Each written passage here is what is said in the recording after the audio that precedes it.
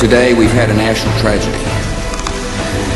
Two airplanes have crashed into the World Trade Center in an apparent terrorist attack on our country.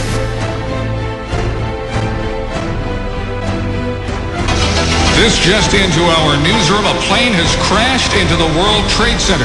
Let's get this live update from 1010 West. Also, there is a fire and an explosion at the Pentagon this morning.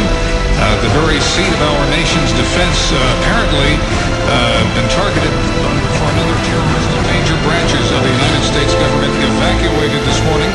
The Pentagon has been evacuated along with the West Wing of the White House, the Capitol.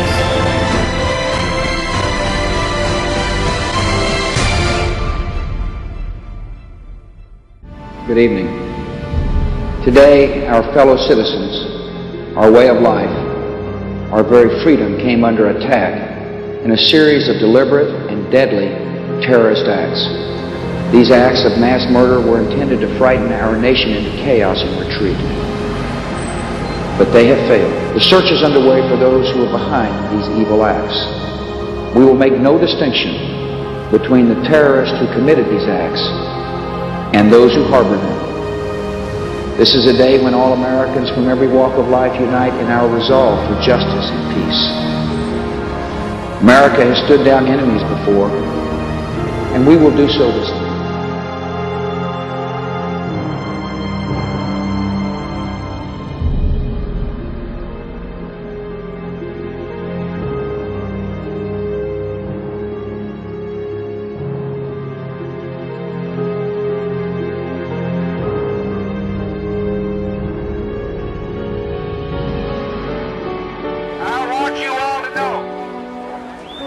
That America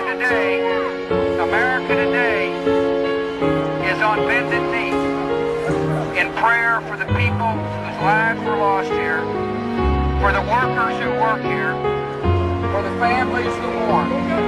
This nation stands with the good people of New York City and New Jersey and Connecticut. It's nearly 10 years ago. A bright September day was darkened by the worst attack on the American people in our history.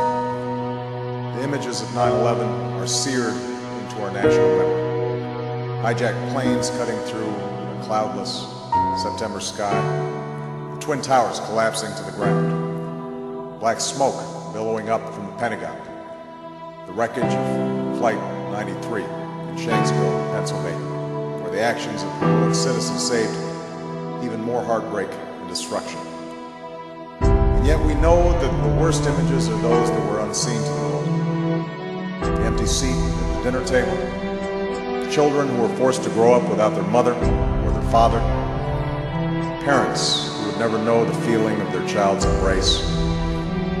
Nearly 3,000 citizens taken from us, leaving a gaping hole in our hearts. On September 11th, 2001, in our time of grief, the American people came together. We offered our neighbors a hand, and we offered the wounded our blood. We reaffirmed our ties to each other and our love of community and country. On that day, no matter where we came from, what God we prayed to, or what race or ethnicity we were united as one American family.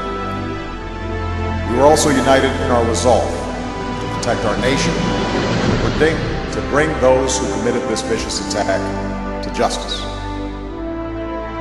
I can hear you, the rest of the world hears you, and the people who knock these buildings down will hear all of us soon.